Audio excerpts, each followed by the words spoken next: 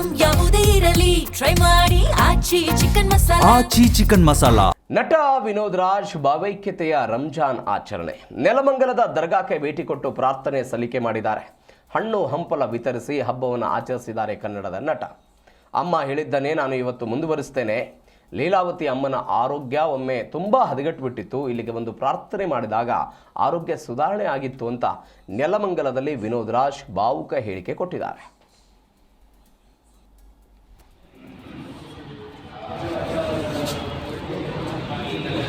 ಬನ್ನಿ.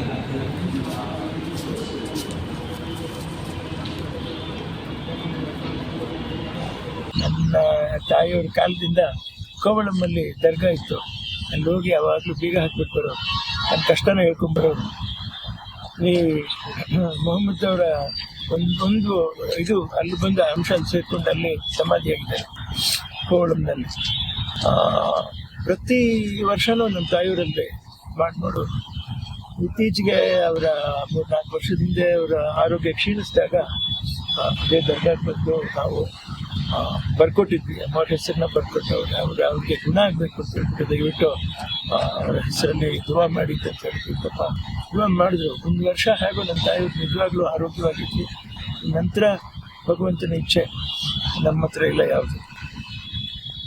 ಆ ನಂಬಿಕೆ, ಆ ವಿಶ್ವಾಸ, ಆ ಪ್ರೀತಿ.